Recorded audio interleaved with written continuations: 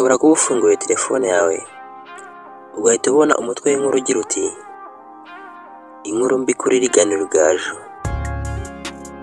Oya, si gutyo bimeze ndetse wibitekereza gutyo, ahubwo dore inkuru nyayo kuri uyu musore witabye Imana. Gusa birababaje cyane. Polisi yo mu ntara y'Amajyepfo yatangaje ko yataye muri yombi abantu 8 bo mu karere ka Kamonyi bakekwaho kugira uruhare mu rupfu rw'umusore wishwe atewe icyuma hafi y'umutima n'abo bikekwa ko yari yamaze gukiza. Inasobanura ibyagaragaye mu iperereza ry'ibanze. Nyakwigendera w'imyaka 24 yishwe mu ijoro ryo kuwa 16 Kanama y'umwaka 2025 mu mudugudu wa Nombe mu kagari ka Nyagishubi mu murenge wa Nyarubaka mu karere ka Kamonyi. Nyuma y'urupfu rw'uyu musore wishwe n'abari bamutegeye mu nzira, hahise hatabwa muri yombi abantu 3 bafashwe bukeye bwaho tariki 17 Kanama, mu gihe abandi 3 bafashwe kuri wa mbere tariki 18 Kanama 2025.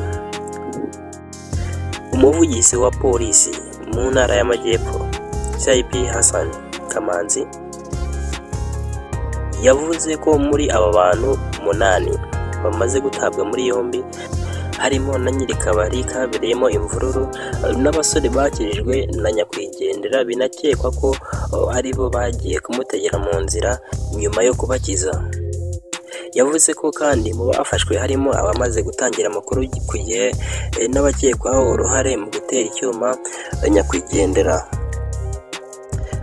Uko abo bantu bose bari 8 bafungiye muri sitasiyo ya polisi ya Runda mu karere ka Kamonyi, mu gihe umurambo wa nyakwigendera wahise ujyanwa mu bitaro bya Kacyiru.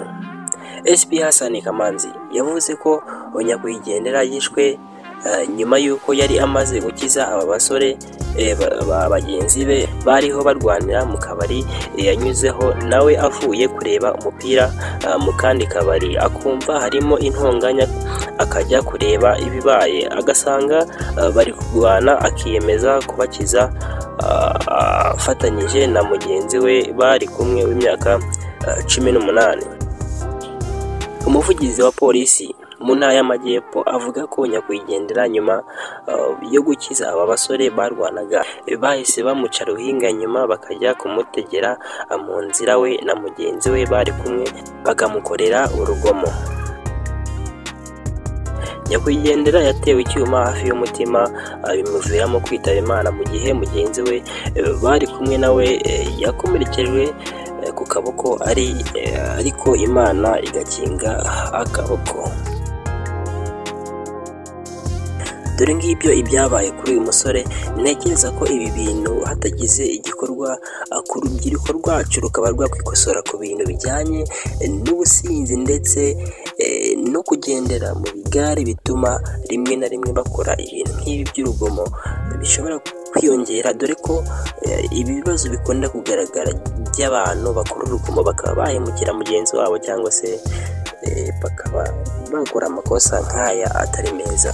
Ngira ngo tugire inama urubyiruko ko udakomeza gukoresha ibiyobyabwenge cyangwa se inzoga zibisindisha, rimwe na rimwe usanga arizo zikurura ibibazo nk'ibi. Murakoze cyane kuba mwakurikiranye ibiganiro byacu, mugire ibihe byiza kandi twihanganisha umuryango w'uyu musore kuko ibi ni ibihe biba bitoroshye. Imana imuheruko ridashira.